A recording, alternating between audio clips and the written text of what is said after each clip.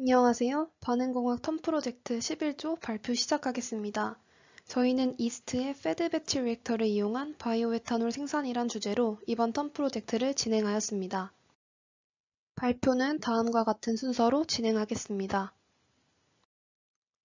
최근 과도한 온실가스 방출로 인해 지구온난화 문제가 심각해지면서 많은 국가들이 탄소 중립을 선언하고 있습니다. 이에 발맞춰 화석연료를 사용하는 내연기관을 수소나 전기자동차와 같은 친환경 연료로 대체하고자 하는 움직임이 계속되고 있습니다. 바이오에탄올은 기존의 화석연료와 달리 연소 과정에서 일산화탄소와 같은 유해물질을 발생시키지 않으면서도 생산 과정 또한 친환경적으로 진행되기 때문에 휘발유를 대체하기 위한 친환경 연료로 각광받고 있습니다. 실제로 미국과 브라질에서는 대체 연료로서 바이오에탄올을 활발히 사용하고 있으며 미국의 경우 약 43% 정도의 상당한 온실가스 방출 저감 효과를 달성한 바 있습니다. 이에 저희는 바이오에탄올을 생산하기 위해 퍼멘테이션을 진행할 수 있는 높은 효율의 바이오 리액터를 설계하게 되었습니다. 저희는 바이오에탄올 합성과 관련한 여러 참고 논문들을 통해 대부분의 바이오에탄올 합성은 이스트가 서브스트레이트인 글루코스를 소모하면서 진행되며 이 과정은 패드 배치 리액터에서 가장 효율적으로 진행될 수 있다는 것을 확인하였습니다. 따라서 저희는 이스트와 글루코스가 피드되는 패드 배치 리액터에서의 바이오에탄올 합성을 전제하고 계산을 진행하였습니다. 저희는 참고한 선행 논문을 바탕으로 가장 높은 생산량과 수율을 달성할 수 있는 온도인 33도씨에서 아이소서멀하게 진행되는 리액터로 가정하였습니다. 또한 해당 논문에서 알려진 바이오에탄올 생산을 위한 카이네틱 이큐에이션을 랩 스케일인 1리터와 3리터의 반응기에 적용함으로써 실험 데이터를 계산 및 확인하는 절차를 진행하였습니다.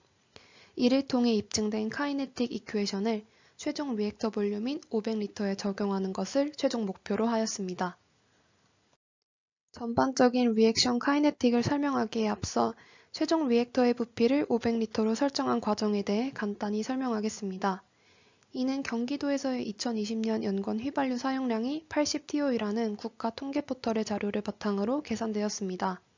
80TO의 휘발유는 102,432리터에 해당되며 따라서 경기도에서 하루에 소모하는 평균 휘발유의 양은 280리터임을 알 수 있습니다.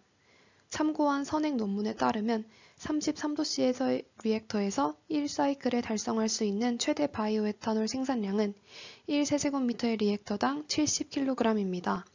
이를 달성하기 위해서는 10시간이 소모되며 따라서 하루에는 최대 2사이클씩 반응이 진행될 수 있습니다. 필요한 휘발유를 모두 바이오에탄올로 대체한다고 가정할 때 필요한 리액터의 부피는 1사이클당 생성되어야 하는 에탄올의 양을 논문에서 증명된 1사이클당 생성되는 최대 에탄올의 양으로 나눠줌으로써 얻을 수 있고 그 결과 1.58 세제곱미터의 리액터가 필요함을 알 수 있습니다.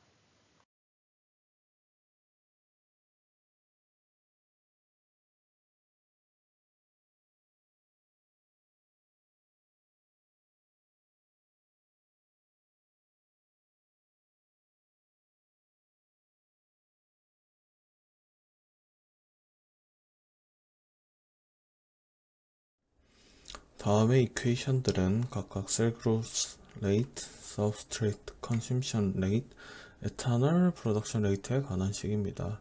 또한 초기값은 셀은 4.88g/리터, 서브스트레이트는 164.9g/리터, 프로덕션은 0.68g/리터입니다.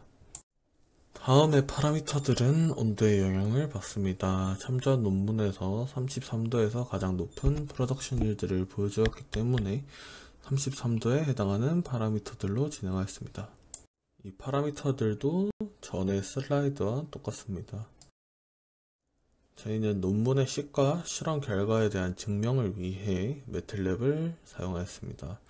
33도에서의 결과 그래프와 매틀랩을 통한 그래프는 매우 유사한 모습을 보여주었습니다.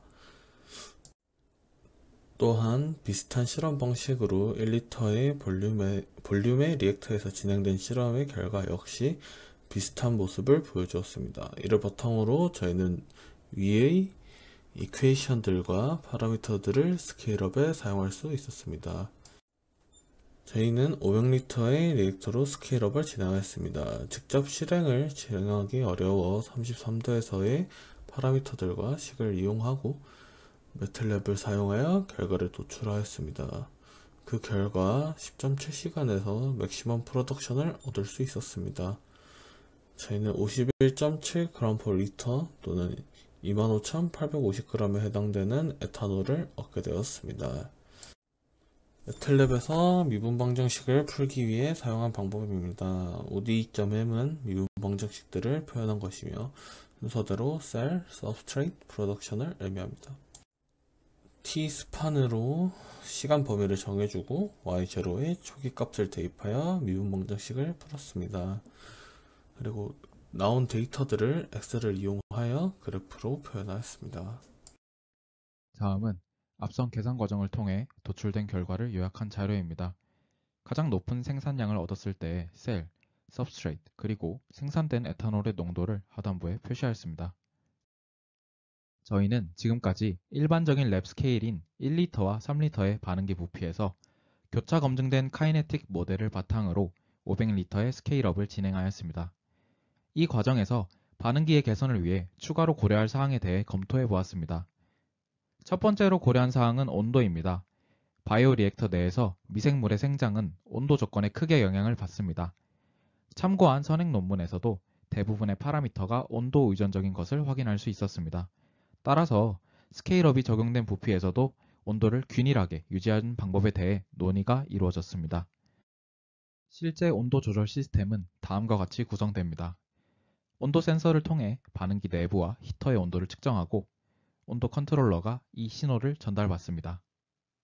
컨트롤러가 조절한 출력 신호는 전력 조절기를 거쳐서 히터로 전달되며 이러한 과정을 통해 반응기 내부의 온도를 조절할 수 있습니다. 실제로 에탄올의 발효 과정에서 여러 컨트롤러가 바이오리액터의 온도 조절을 위해 사용되고 있습니다. 왼쪽에 보이는 것은 그중 하나인 IMCPID 컨트롤러를 사용한 예시로 수학적 모델을 기반으로 시뮬레이션된 데이터가 실제 데이터와 일치하는 것을 확인할 수 있습니다. 따라서 이러한 온도 조절 시스템을 통해 내부 온도를 균일하게 유지할 수 있을 것으로 보입니다. 또한 앞서 보았던 에탄올의 농도 그래프 후반부에서 생산량의 감소가 일어난 것을 확인할 수 있습니다.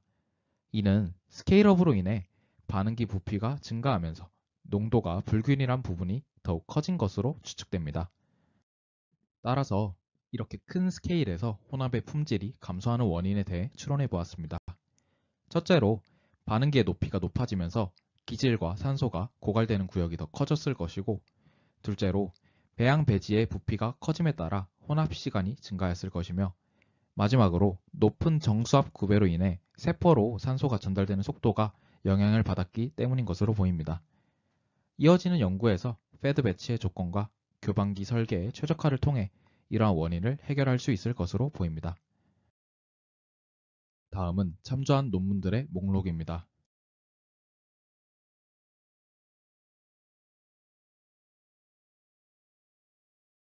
그리고 팀원들의 기여 사항입니다. 이상으로 11조 발표를 마치겠습니다. 들어주셔서 감사합니다.